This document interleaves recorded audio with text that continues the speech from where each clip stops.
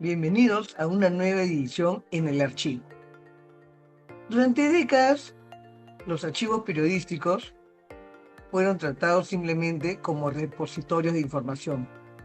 Gracias a la tecnología, a la digitalización y a la inteligencia artificial, ya estos archivos están siendo y nos están demostrando que ellos tienen un valor estratégico, porque no solamente se preserva la memoria, sino que generan un valor y nuevas oportunidades para los archivos periodísticos y las empresas. Una manera de monetizar los archivos. Esta vez, en esta edición, nos acompaña Víctor Melgarejo. Él es director periodístico de gestión y periodista con más de 2 décadas de experiencia siguiendo la evaluación de economía, la tecnología y los medios de comunicación. Bienvenido, Víctor. Hola Silvia, muchísimas gracias por este espacio y por tratar de aportar y compartir de este tema que nos gusta y nos encanta, y creo que siempre es importante mirar aquello que se ha escrito, se ha investigado y se ha desarrollado. Gracias, Víctor. A ver, Víctor, antes de hablar de los archivos e inteligencia artificial, me gustaría que nos cuentes brevemente tu trayectoria profesional. Mm. Bueno, yo estoy en el diario Gestión en dos etapas. Prácticamente desde que salí de la universidad, entré al mundo del periodismo por unas casualidades o cosas de la vida, y entré a ver primero uno de los temas más interesantes, como es una producción radial. Y para una producción radial investigábamos y buscábamos varios temas económicos, y luego de inmediato entré al diario Gestión, que era prácticamente un desarrollo. Durante más de 20 años he estado inmerso en el área de negocios, de finanzas, viendo también los temas de economía en general, y obviamente la transformación de cómo han ido pasando varios sucesos Y, económicos, empresariales y demás. esa parte me interesa un montón, ¿ya? Porque realmente hace 2 décadas que has estado incursionando en este mundo. ¿Y Sí. qué cambios puntuales has visto en la manera de cubrir una noticia, de contrastar una información? Eh, ¿Qué cambios así dices? Esto es realmente lo más puntual que ha pasado en estos 20 años. Wow, en 20 años hemos visto varios eventos. En economía es interesante ver, por ejemplo, las grandes crisis. Vimos, por ejemplo, a inicios de los 90, porque yo no he estado directamente en gestión en los 90, pero sí, por ejemplo, en el 2000, la crisis de la burbuja inmobiliaria, en el 2008. Después hemos visto la crisis que hoy también miramos con mucha reflexión, lo que va a pasar con el fenómeno del Niño. O sea, si bien en el 97 hubo un fenómeno del Niño, en el 2003 también, y ahora se mira con mucha expectativa y obviamente con mucha medida de prevención lo que eventualmente podría pasar el próximo año. Entonces uno tiene varios eventos y tiene que ir aprendiendo de estos eventos para poder salir para poder resolver, o por lo menos que la gravedad de los eventos no sean que tengan tanto impacto en la vida de las familias, de las personas.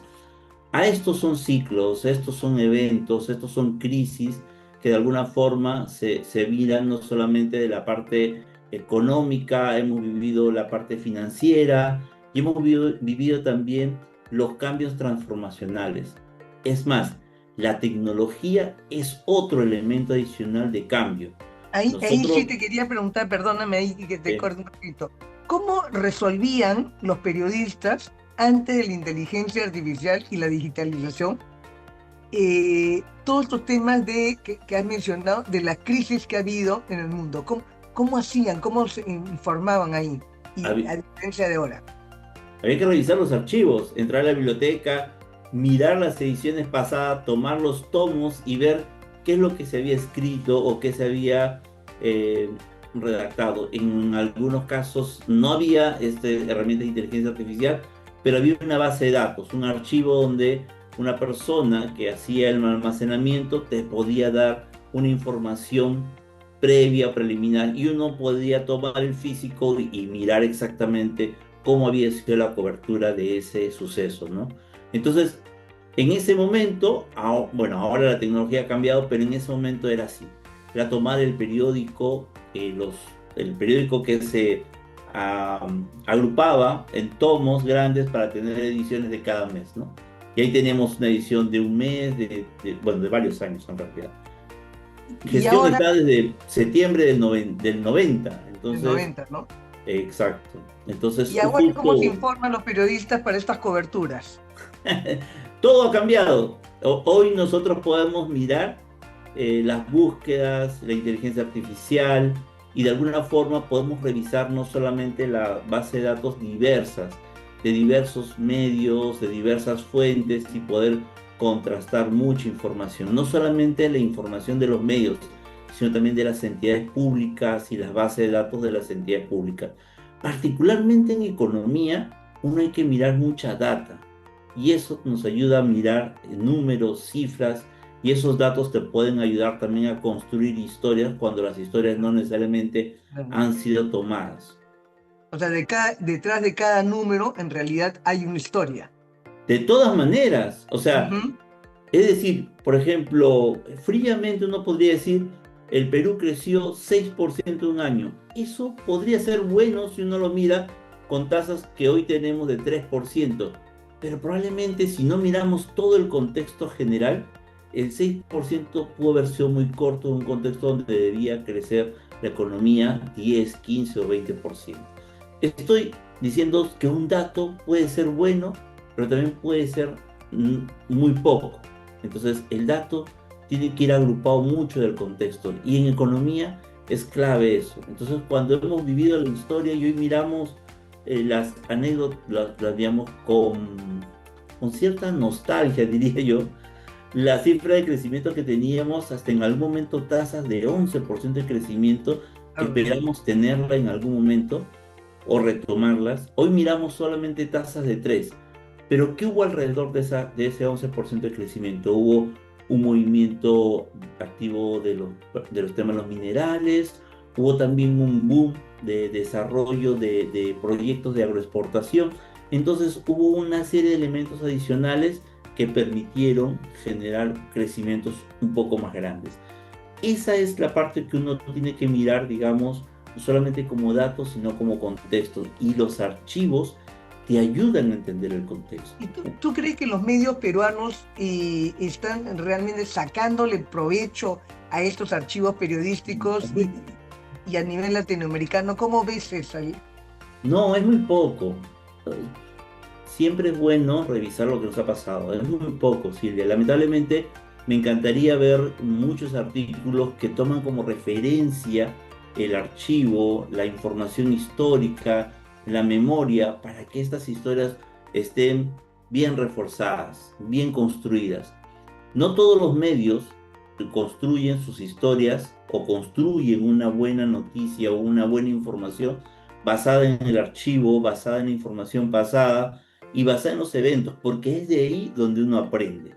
Y es de ahí donde uno incluso, sobre todo en economía. Hoy, por ejemplo, te cuento, o sea, hemos conversado con las empresas para conocer un poco más sobre lo que va a pasar en el fenómeno del niño y ellos miran lo que ha pasado en el año 2023, 2023, o sea, hace unos años atrás, 1997, y de alguna forma lo que hacen es revisar qué exactamente hicieron. Así como las empresas revisan su pasado, nosotros también tenemos que mirar qué es lo que sucedió ahí en ese momento, cuáles son los principales problemas. Los problemas de abastecimiento de productos, de interrupción de carreteras, los efectos que no necesariamente son los que visiblemente uno mira, sino aquellos problemas incluso de no pagar a sus proveedores porque no pudieron vender sus productos. Y de esos elementos no solamente tomamos la información, sino vemos cómo podemos dar una reflexión mucho más profunda para que se tomen decisiones, digamos, más informadas. O sea, los archivos nos permiten predecir y generar patrones de acá al futuro. O sea, estos archivos, de ahí, ahora cuando tenemos el fenómeno del niño, y seguramente van a haber otros fenómenos, nos van a permitir predecir y tomar decisiones a nivel de país para generar estrategias y trabajar. Ese es el valor que tiene un archivo periodístico, ¿correcto? Totalmente, totalmente. Tú lo has resumido bastante bien, lo pones en blanco y negro. Lo que la información en efecto nos debe servir para eso, para poder mirar los sucesos pasados y poder enfrentar eventuales escenarios futuros. Eso nos ayuda el archivo. Y eso es la mirada estratégica que debe tener no solamente las autoridades, en este caso, por ejemplo, cuando yo te comento del niño, sino también los bancos para evaluar las situaciones financieras o las empresas para tomar, e incluso las familias. Si nosotros tomamos como referencia, por ejemplo, lo que nos pasaba en Chosica, tú has visto en Chosica, lamentablemente siempre hay huaicos, huaicos, huaicos y se repiten. Ya felizmente hay mayores medidas de prevención para que esto ocurra menos o el impacto sea el menor posible, pero todavía muchas familias persisten en estar en zonas de alto riesgo. Pero por lo menos ya saben que se va a enfrentar y de algunos ya han tomado algunas medidas de prevención. Pero eso es algo que uno toma como las referencias históricas para poder tomar decisiones. Eso es válido. ¿Y cómo la inteligencia artificial puede ayudar a los periodistas, sobre todo aquellos periodistas jóvenes, a Ujú. descubrir estos patrones y encontrar historias relevantes dentro de este archivo histórico? ¿Qué rol juega ahí la inteligencia artificial? La inteligencia artificial es una herramienta potente y tenemos que tomarlo como tal. No nos sustituye a nosotros y a cada uno de los periodistas, sobre todo los más jóvenes, en las habilidades. Hay que ponerle el periodismo es de mucha pasión y esa pasión no debe ser o tapada, digo, por la inteligencia artificial que a veces nos da una respuesta o unas consultas cuando uno hace o indaga sobre la información.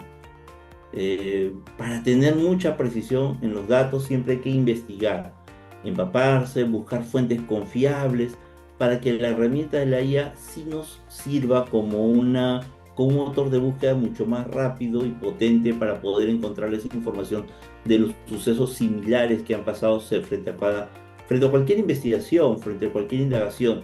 No solamente digo por un suceso como los desastres naturales, podría decir por ejemplo, cuántos momentos complicados de morosidad, de crisis, complicaciones financieras, de altas tasas de interés, volatilidad del dólar, podría ir indagando hacia atrás sobre qué eventos han cambiado o han hecho que generen patrones sobre el tipo de cambio. Si uno podría indagar, por ejemplo, sobre ello y tal vez encontrar ciertos patrones que son recurrentes. Y uno podría decir sobre el dólar, por ejemplo, hacia atrás, cuáles fueron los cambios que generaron la volatilidad en el dólar y poder indagar y ir haciendo un trabajo más acuicioso para poder mirar cómo ha evolucionado. Pero no solamente quedarse con esa data, sino tal vez indagar un poquito más sobre qué hubo detrás de esos resultados. La IA nos va a ayudar a recopilar los datos. La inteligencia artificial nos va a ayudar a reducir el tiempo de búsqueda, pero no debe ser quien nos sustituye en el análisis, en el razonamiento, en la toma de decisión en cuanto a la información, ¿no? Que eso también es peligroso, sobre todo en los más jóvenes. Los más jóvenes a veces encuentran la información y dicen, así es. No, no, tranquilo, revisemos un poco más, indaga un poco más y tal vez ¿Y, hasta ahí y es importante estar con qué, alguien. y qué es lo que, o sea, lo que prima, prima hoy del ejercicio del periodismo, y que eso no se va a poder alterar con todo el tema de inteligencia artificial? ¿Cuál es la esencia del periodismo que no va a cambiar gracias a la inteligencia artificial? ¿Qué prima? Que el criterio, el análisis, la toma de decisión. La inteligencia artificial no va a tomar decisiones. El criterio periodístico es importantísimo. Y eso te da tal vez la solvencia y la madurez frente a una información. Y sobre todo aquella eh, interpre- digamos, interpretación también de los datos que no te lo va a dar la inteligencia artificial. Y eso es importantísimo en el rol del periodista. No solamente tienes que tomar la información y darle como validera, sino tener mucho criterio para poder definir con mucha precisión lo que vamos a informar.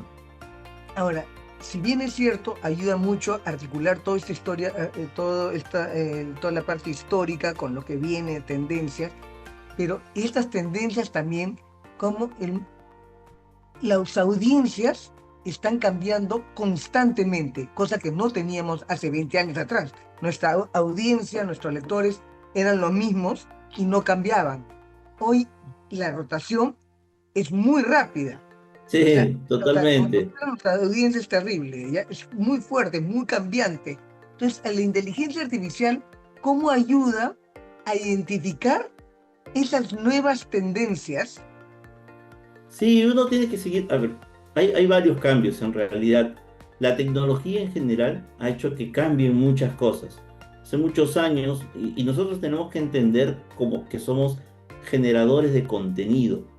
Y ese contenido y esa información puede trasladarse en un canal de comunicación diferente, que puede ser el papel, la web, una parte audiovisual, una entrevista, un audio, como son muchos de los podcasts, pero también hay diferentes formas. Entonces lo que primero tenemos que comprender es que el periodista es un generador de contenido que tiene una información que desarrolla, que investiga apoyándose de todas las herramientas tecnológicas y que desarrolla un artículo, una nota, un video, un contenido para poder informar mejor a sus lectores. Lo que tú mencionas, Silvia, de los cambios de las audiencias y cómo han evolucionado un montón, van a seguir evolucionando y seguro en los próximos años de manera más rápida. Entonces, ya no solamente ellos van a querer leer la noticia, van a querer ver la noticia, seguramente en una plataforma audiovisual o escuchar la noticia mientras que salen a correr porque hacen dos actividades a la vez. Entonces, están haciendo muchos cambios y seguramente en el futuro van a quererlo verlo animado en una realidad virtual en un escenario mucho más cambiante, mucho más digital, más digital incluso de lo que estamos en este momento, ¿no?